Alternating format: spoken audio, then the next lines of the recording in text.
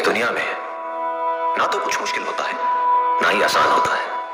सारा खेल मानने का है।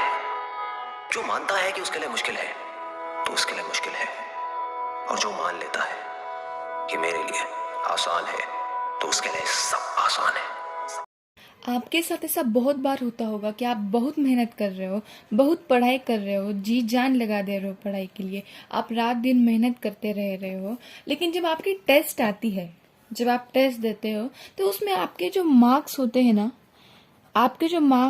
ना, तो वो अच्छे नहीं आते हैं। आपने इतनी मेहनत की, इतना हार्ड वर्क किया, इतनी पढ़ाई की, दिन रात आपने मेहनत किया, लेकिन टेस्ट में अच्छे मार्क्स क्यों नहीं आए? ऐसा आपको आपके मन में ख्याल आता होगा, बहुत बार ऐसा होता होगा। फिर आपके मन में ऐसा सवाल आता होगा कि जो आपके क्लास का जो टॉपर होता और उसे जो अच्छे मार्क्स मिले होंगे, तो आप सोच में पड़ गए होंगे कि क्या भाई इसने ऐसी क्या पढ़ाई की, इसने ऐसा क्या किया कि ये टॉपर है और इसके इतने अच्छे मार्क्स आए हैं।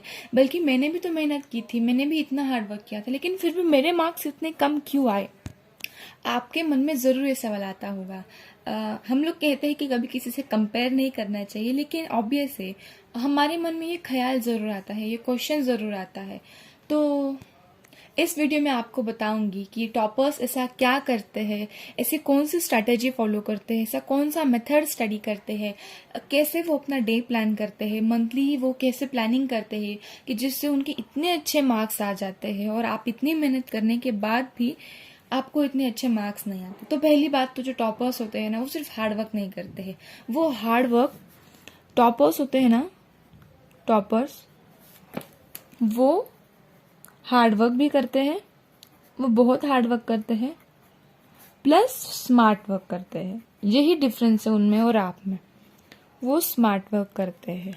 और अगर मैं आपकी बात करूं या एक एवरेज स्टूडेंट की बात करूं, तो वो है ना, सिर्फ और सिर्फ हार्ड वर्क करते जाता है, सिर्फ और सिर्फ हार्ड वर्क करते जाता है। तो आपको थोड़ा सा स्मार्ट बनना पड़ेगा, क्योंकि आप अभी बच्चे नहीं रहे हो, आपका सिलेबस बढ़ गया है, स्टडी करने को आपको बहुत सारा करिकुलम है आपको, तो कम समय में आपको ज्यादा पढ़ना पड़ता है। जब आप छोटे थे तो बहुत टाइम रहता था और उस बड़े से टाइम में आपको इतना सा करना पड़ता था, लेकिन अभी इतने से टाइम में इतना बड़ा करना पड़ता है। तो दैट्स द मेन डिफरेंस। तो इसीलिए आपको हार्डवर्क के साथ साथ थोड़ा सा स्मार्ट वर्क भी करना पड़ेगा, ठीक है? तो एक्चुअल में आपको स्मार्ट वर्क में क्या करना है, या थोड़ा सा पढ़ना है, ऐसा करना है कि नहीं, आपको एक अच्छी सी प्लानिंग करनी पड़ेगी, जो मैं आपको इस थ्रू आउट द वीडियो में बताऊंगी। इसलिए वीडियो को बिल्कुल भी स्किप मत करना, बहुत ही मजेदार वीडियो होने वाला है और आपको बहुत अच्छे अच्छे नए नए आइडियाज समझ में आएंगे। तो चलिए चलते हैं। और एक सवाल जो आपके मन में जरूर आता होगा कि यार मैं इतना इतना लर्न करता हूँ, इतना पढ़ाई करता हूँ, लेकिन मैं जो लर्न करता हूँ ना, वो मुझे याद ही नहीं रहता। मेरी जो मेमोराइजिंग पावर है वो कम हो गई है। आप ऐसे बहुत बार बोलते हो अपने दोस्त को कि यार तेरी मेमोराइजिंग पावर कितनी अच्छी है, तुम जो लर्न करते हो तुम्हें एक ही बार में याद हो जाता है। तो पहली बात तो सबको भगवान ने दिमाग दिया है, ऐसी कोई भी बात नहीं है। और अगर मैं आपके दिमाग की खासियत बोलूँ ना, तो दिमाग का काम ही चीजों को भूलना है, ठीक है? अगर वो चीजों को भूलेगा नहीं तो नई चीजें वो याद कैसे करेगा? हमारा दिमाग जो चीजें भूलता है ना, अच्छी बात है। अगर आपको कोई रिलेटिव की डेथ हो गई है, एग्जाम्पल ले रहे हो, अगर आपके कोई रिलेटिव की डेथ हो गई है और अगर आप उसी चीज को हमेशा याद रखोगे, तो आप रोते ही रहोगे, आप कभी उस इंसिडेंट से बाहर ही नहीं आओगे।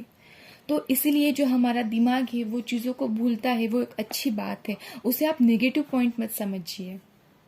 अगर आप किसी चीज को लंबे समय तक याद नहीं करते हो, रिकॉल नहीं करते हो ना, तो आपके दिमाग को ना ऐसा मैसेज, आपके दिमाग को ऐसा लगता है कि यार ये चीज इतनी इंपॉर्टेंट नहीं है, क्योंकि बहुत दिन हो गए, इसने तो रिकॉल ही नहीं किया, कुछ याद ही नहीं किया। इसीलिए वो अपने दिमाग से खुद से ना वो डिस्कार्ड कर देता है वो इन्फॉर्मेशन को। इसीलिए आपको चीजों को रिकॉल करना पड़ेगा, बार बार उनको याद करना पड़ेगा। तो हम लोग एक एग्जाम्पल लेते हैं। समझिए, आप लोग एक चैप्टर पढ़ रहे हैं। आपने ग्रेविटेशन चैप्टर पढ़ा, आज पहला दिन है और आपने आज ही ग्रेविटेशन चैप्टर पढ़ा, ठीक है? आज मॉर्निंग में आपने ग्रेविटेशन चैप्टर को पढ़ा। ये समझ लेते हैं अपना टाइम पीरियड, ये है हमारा टाइम पीरियड, और ये है आपकी रिमेम्बरिंग पावर, ये है आपकी रिमेम्बरिंग पावर। आपने आज सुबह ग्रेविटेशन चैप्टर को पढ़ा। आज शाम को अगर मैंने आपको 5 बजे पूछा कि क्या भाई तूने आज तो ग्रेविटेशन चैप्टर किया है, कि तुझे वो याद है, किस तरह से याद है, तो आप बोलोगे बहुत अच्छे से याद है, बहुत अच्छे से लर्न किया है मैंने। आप कोई भी सवाल पूछ लीजिए मुझे, मैं फटाक से आंसर दे दूंगा। तो 10, 20, 30, 40, 50, 60, 70, 80, 90 और ये 100। ठीक है, यहाँ थोड़ा सा गिचड़ मिचड़ हो गया, आप समझ सकते हैं। तो आपकी जो रिमेम्बरिंग पावर है वो यहाँ 100 पर है। आपको पूरा का पूरा याद है, आपको पूरा का पूरा याद है। दूसरा दिन या तीसरा, चौथा, पांचवा, छठा, 9वां और 10वां। आप बोले कि मुझे पूरा 100% याद है, आप बुक में से, चैप्टर में से कहीं से भी सवाल पूछ लीजिए। और अगर मैंने आपको दूसरे दिन पूछा, डे सेकंड को जब मैं आपको पूछती हूँ, तो आप बोलोगे कि थोड़ा थोड़ा याद है। थोड़ा मतलब 90% याद है, थोड़े से जो कुछ वर्ड्स है, डिफिकल्ट वर्ड्स है, साइंटिफिक वर्ड्स है, वो एक दो भूल गया होगा। तो आपकी जो यहाँ मेमोराइजिंग पावर है वो थोड़ी सी कम हो गई। और अगर मैं आपको तीसरे दिन पूछूंगी तो आप लोग बोलोगे कि हाँ थोड़ा थोड़ा याद है, थोड़ा सा भूल गया हो, थोड़ा सा भूल गया हो। जो थोड़े से डेफिनेशंस होंगे वो साइंटिफिक लैंग्वेज में नहीं बोल सकता हूँ, नॉर्मल में आपको समझा जरूर सकता हूँ। तो थर्ड डे पर आपकी जो मेमोराइजिंग पावर है वो और कम हो गई। ऐसी आपकी जो मेमोराइजिंग पावर है ना वो कम होते जाती है। और अगर समझ लीजिए मैंने आपको छठे दिन को पूछा, आप बोलोगे कि इतना याद नहीं है लेकिन थोड़ा थोड़ा याद है, लेकिन याद जरूर है। आपकी मेमोराइजिंग पावर और कम हो गई, छठे दिन को और कम हो गई। अगर मैंने आपको 8वें दिन को पूछा, आप बोलोगे इतना तो याद नहीं है लेकिन थोड़ा सा याद है, कंसेप्ट्स वगैरह में भूला नहीं हो। आपकी मेमोराइजिंग पावर ऐसे ऐसे करते करते आपकी मेमोराइजिंग पावर कम हो जाती है और ये जो लाइन है ना वो नीचे चली जाती है, यानी कि आप 0% पर आ जाते हो। तो इसे हम लोग कहते हैं फॉरगेटिंग लाइन, फॉरगेटिंग कर्व हम लोग इसे कहते हैं। व्हाट वी से, फॉरगेटिंग कर्व।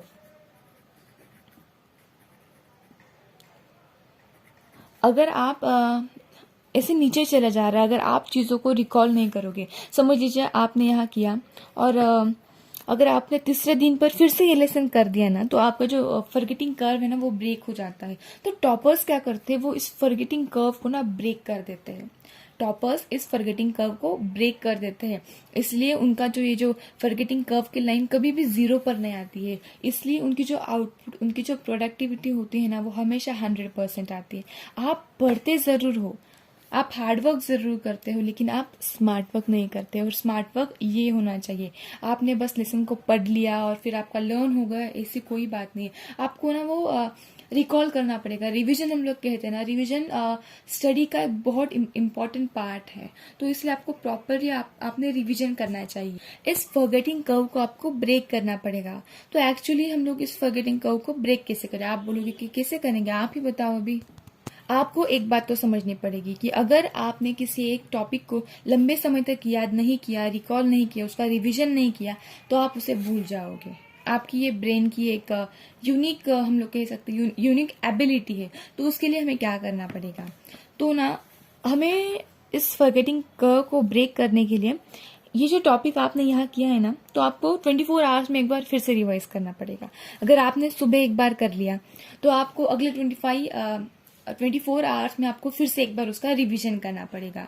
फिर अगर आपने फिर से यहाँ 24 यानी कि डे सेकंड तक आपने उसका फिर से रिवीजन किया, तो ये जो फॉरगेटिंग कर्व आपका यहाँ पर आ गया है ना, तो वो यहाँ से सीधे यहाँ आ जाएगा, यहाँ नहीं जाएगा, वो ऐसा रहेगा। ठीक है। और फिर अगर आपने फिर उसके बाद आपको 5 डेज के विदिन 5 डेज उसको एक रिवीजन करना पड़ेगा, या 7 डेज में भी आप कर सकते हो, लेकिन मेरी माने तो 5 दिन में कर लीजिए। फिर ये नीचे गया, 5वें दिन तक ऐसे नीचे चला गया। ठीक है, फिर यहाँ आ गया वो 5वें दिन तक, आपको थोड़ा थोड़ा याद है। फिर अगर आप 5वें दिन को उसे रिकॉल करोगे, यानी कि फिर से वो लेसन रिवाइज करोगे, तो वो फॉरगेटिंग कर्व यहाँ से यहाँ चला जाएगा, यहाँ चला जाएगा। और फिर आपको 15 दिनों के बाद एक बार रिवाइज करना है, और फिर विद इन अ मंथ आपको रिवाइज करना है। अगर आप ये फॉलो करोगे ना तो आपको बहुत अच्छा पड़ेगा। और मेरी बात मानो ना तो संडे को एक ऐसा टाइम लीजिए, या वीक में ना आप एक दिन बनाइए कि उस दिन आपने पूरे वीक में क्या पढ़ाई की है ना, तो आप उस वीक उस डे में आप लोग स्टडी करोगे, रिवाइज करोगे, तो वो आपको बहुत हेल्पफुल होगा। आप संडे टू संडे पकड़ सकते हो कि मंडे टू सैटरडे आपने क्या पढ़ा है, तो वो संडे को उसका रिविजन उसका करना, तो वो भी बहुत हेल्पफुल होगा रादर देन ये फॉलो करने से अच्छा है। तो आप संडे टू संडे कीजिए, और मंथ के लास्ट डे पर भी आप पूरे मंथ में आपने क्या किया है ना वो कीजिए, आपको बहुत हेल्पफुल रहेगा। यानी कि समझ लीजिए आज फर्स्ट तारीख है किसी महीने की, समझ लीजिए मई की आज पहली तारीख है, तो आप ना संडे को फिर से रिवाइज करोगे कि आपने इस बीच गैप में क्या पढ़ाई की। फिर आप संडे को आपने ये रिवाइज कर लिया, फिर आप पूरे वीक भर में कुछ और पढ़ाई करोगे। फिर संडे को आप इसकी रिवीजन इस दिन करोगे, इसकी रिवीजन आपने इस दिन की, और इसकी रिवीजन आप इस दिन करोगे, और फिर से आप यहाँ पर कुछ पढ़ोगे, और फिर इसकी रिवीजन आप संडे को करना, ठीक है। और फिर जब मंथ का लास्ट दिन आएगा, मंथ का जब लास्ट दिन आए, जब 30 ऑफ मई आएगा, तो उस दिन ना आपने पूरे मंथ में क्या पढ़ाई की, पूरे मंथ में आपने क्या पढ़ाई की वो उस दिन में करना। या तो आप एक दिन पकड़ सकते हो, या फिर आप 2 दिन भी पकड़ सकते हो, 29 एंड 30 आप 2 दिन भी पकड़ सकते हो। तो पूरे मंथ में आपने क्या पढ़ाई की उसका आपके पास एक प्रॉपर एनालिसिस होगा कि हाँ मेरा पढ़ाई जो है वो एक प्रॉपर डायरेक्शन में चल रहा है। आपको डायरेक्शन मिलेगा कि मेरी पढ़ाई अच्छे से चल रही है या नहीं, वो आपको पता चलेगा। और आपकी जो लर्निंग की स्पीड है कि मेरी स्पीड अच्छी खासी चल रही है, तो आपको पता चलेगा। और अगर आपकी स्पीड कम हो गई, आपने पूरे मंथ में आपको लग रहा है कि कम टॉपिक्स कवर अप किए हैं, तो आप अब अगले महीने से अपने स्पीड को और पुशअप कर सकते हो और बूस्ट कर सकते हो। इससे आप चीज़ों को भूलोगे नहीं, और आप ना उसको रिकॉल करते रहोगे। और आपको जो स्टडी टाइम टेबल होना चाहिए ना वो प्रॉपरली बनाइए कि आज मुझे ये 2 सब्जेक्ट्स पढ़ने हैं। कभी भी एक दिन में आप एक ही सब्जेक्ट मत पकड़िए, उससे ये फॉरगेटिंग कर्व हमारा नीचे चला जाता है। ब्रेक करने के लिए अगर हमें उस फॉरगेटिंग कर्व को ब्रेक करना है ना, तो आपको अल्टरनेट सब्जेक्ट्स पकड़ने होंगे। समझ लीजिए मैं अपना स्टडी का टाइम टेबल बना रही हूँ। मेरे पास सब्जेक्ट्स है केमिस्ट्री, समझ लीजिए फिजिक्स एंड बायो।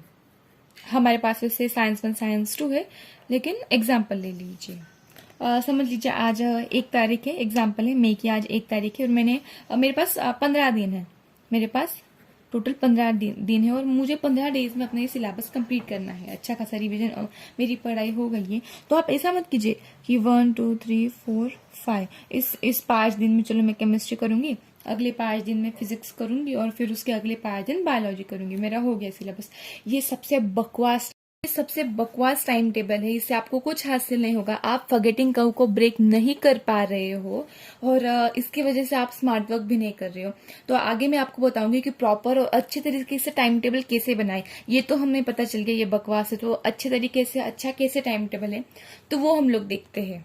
3 सब्जेक्ट्स का टाइम टेबल आपको समझने के लिए मुश्किल होगी, इसलिए मैं 2 सब्जेक्ट्स का टाइम टेबल आपको समझाती हूँ। तो हम लोग ले लेते हैं biology and physics. Will take biology and physics, okay.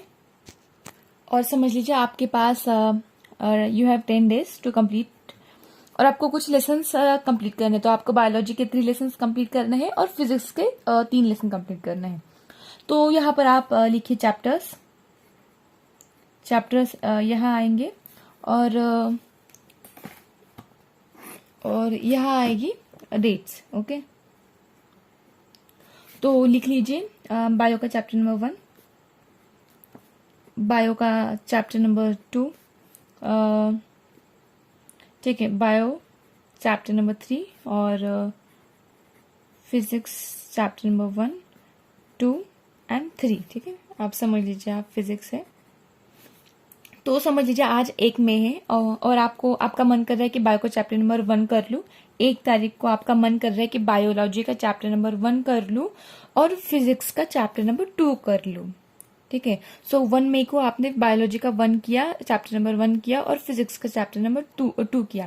मैंने आपको पहले भी बोला कि एक दिन में एक सब्जेक्ट मत पकड़िए, 2 सब्जेक्ट्स आप रखिए। तो उसी तरह हमने बायोलॉजी का 1 किया और फिजिक्स का चैप्टर नंबर 2 किया। फिर 2 तारीख आई, फिर आपको मन किया कि बायोलॉजी का चैप्टर नंबर 3 कर लूं 2 तारीख को, और फिजिक्स का चैप्टर नंबर 1 कर लो 2 तारीख को। तो आपने 2 तारीख को कौन से किए? बायोलॉजी का चैप्टर नंबर 3 किया और फिजिक्स का चैप्टर नंबर 2 किया आपने 2 तारीख को। और फिर 3 तारीख को आपको लगा कि बायोलॉजी का चैप्टर नंबर 2 कर लेता हूँ और फिजिक्स का चैप्टर नंबर 3 कर लूंगा। ठीक है। फिर आपको आपका रिवीजन तो हो गया, इन सब चैप्टर्स का आपका एक प्रॉपर रिवीजन इन सब का हो गया। ठीक है, एक बार आपने देख लिया। तो अभी 4 तारीख को आपको लगा कि बायोलॉजी का चैप्टर नंबर 1 और फिजिक्स का चैप्टर नंबर 2 करने के बाद बहुत दिन हो गए, तो आपने 4 को बायोलॉजी का चैप्टर नंबर 1 और फिजिक्स का चैप्टर नंबर 2 फिर से रिवाइज किया। 5 को आपने फिर ये किया और ये किया। 5 को आपने बायोलॉजी का चैप्टर नंबर 3 और फिजिक्स का 1 किया। फिर 6 को आपने ये किया और ये किया। ठीक है। और 7 को अगर आपको लगा कि ठीक है अभी इसको बहुत दिन हो गए बायोलॉजी के चैप्टर नंबर 1, फिर आपने 7 को ये किया और ये किया। तो आप यहाँ क्या कर रही हो? जिसको आपने पहले प्रेफरेंस दिया ना, बाद में आप उसी की ओर आ रहे हो। ठीक है, उसको आप रिकॉल कर रहे हो, रिवाइज कर रहे हो। आपका जो फॉरगेटिंग कर्व है यहाँ ब्रेक हो रहा है। आपका पहले क्या हो रहा था? समझ लीजिए आपने बायोलॉजी का चैप्टर नंबर 1 किया, तो आपका पहले क्या हो रहा था? आपने चैप्टर नंबर 1 बायोलॉजी का किया, तो आपकी जो लर्निंग कैपेसिटी थी, लर्निंग पावर थी ना, तो वो नीचे जा रही थी। और एक समय ऐसा आता था कि जो आपको याद होने की कैपेसिटी है ना उस चैप्टर की, वो 0 हो जाती थी। बायोलॉजी के चैप्टर नंबर 1 ही, हाँ, फिर आप उसको रिवाइज नहीं कर रहे थे, इसलिए फिर वो आप नीचे चला जाता था, फॉरगेटिंग कर्व को आप ब्रेक नहीं कर पा रहे थे। लेकिन अभी आप लोग क्या कर रहे हो? आपने पहली तारीख को रिवाइज किया बायोलॉजी का चैप्टर नंबर 1, ठीक है। आपने पहली तारीख को रिवाइज किया, फिर आप 4 तारीख को रिवाइज कर रहे हो। 4 तारीख को आप फिर से ये जो कर्व है वो नीचे आया, आपने फिर से 4 तारीख को रिवाइज किया, आपकी जो कैपेसिटी है वो फिर से इंक्रीज हो गई। यहाँ से आपकी डिक्रीज हुई, जो रिमेम्बरिंग पावर है, फॉरगेटिंग कर्व नीचे जा रहा था, आपने फिर से उसे ऊपर लाया, फिर से वो ऊपर चला गया। फिर से आपकी जो लर्निंग पावर है, याद करने की जो आपकी क्षमता है, वो 100 पर आ गई। आपको बायोलॉजी का फर्स्ट सेशन पूरा याद हो गया, फिर वो नीचे जाने लगी। ठीक है, फिर समझ लीजिए 7 तारीख यहाँ आ गई, फिर ये नीचे चली गई, फिर ये नीचे जा रही थी, और 7 तारीख को आपने फिर से रिवाइज किया, फिर से ये आपकी ऊपर आ गई। आप क्या कर रहे हो? आप फॉरगेटिंग कर्व को ब्रेक कर रहे हो। तो यही तो हमें करना था, टॉपर्स यही तो करते हैं, फॉरगेटिंग कर्व को ब्रेक करते हैं और फिर नीचे चले गए, और फिर अगर आप रिवाइज करोगे फिर ऊपर जाएगी। तो एक समय ऐसा आएगा कि आपको इसे रिवाइज करने की जरूरत ही नहीं पड़ेगी। समझ लीजिए आपने यहाँ किया था, तो जब आप इस तारीख को जब आप रिवाइज करोगे, यहाँ हमें सिर्फ रिवीजन करना है। इस पार्ट में हमें लेसन को पढ़ना नहीं है, रिवाइज करना है। तो जब आप इधर रिवीजन करोगे ना, तो आपको ज्यादा समय लगेगा उस टॉपिक को, उस लेसन को रिवाइज करने के लिए, रिकॉल करने के लिए आपको ज्यादा समय लगेगा। लेकिन आप फिर इधर आओगे ना, तो आपको 10 से 15 मिनट में आपका हो जाएगा। फिर जब आप अगले दिन पर जाओगे ना, तो आपका 3 या 4 मिनट में आपको फिर से वो याद आ जाएगा। फिर बाद में तो आपको झट से आपका आंसर याद आ जाएगा।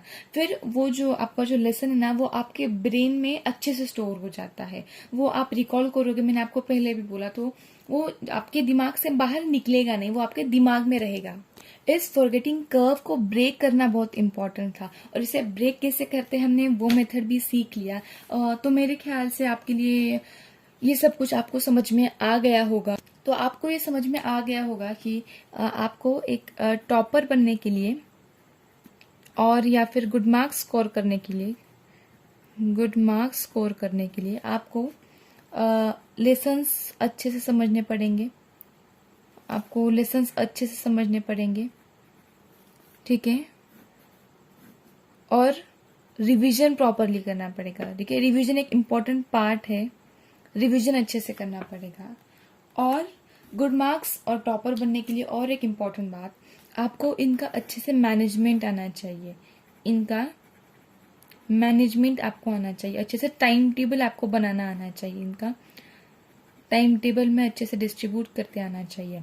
तो टाइम टेबल और मैनेजमेंट तो हमने इस वीडियो में देख ही लिया है, कैसे हम लोग लेसन को पढ़ना और उसका रिवीजन करना मैनेज कर सकते हैं।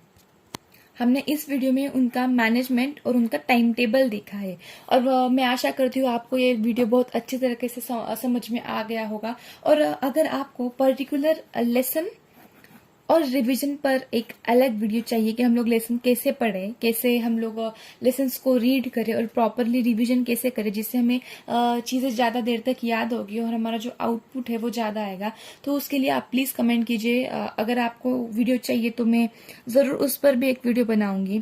और एक बात, मैंने ये वीडियो बनाने के लिए बहुत मेहनत की है, बहुत हार्डवर्क किया है, तो प्लीज़ लाइक कीजिए, शेयर कीजिए और सब्सक्राइब कीजिए, और बहुत मेहनत कीजिए, पढ़ाई कीजिए, अच्छे परसेंट स्कोर कीजिए। अगर आपको सच में ये वीडियो समझ में आ गया हो और आप यदि इसको अपने डे टू डे लाइफ में अप्लाई करोगे, तो मैं दावे के साथ कह सकती हूँ कि आपको ज़रूर अच्छे मार्क्स मिलेंगे।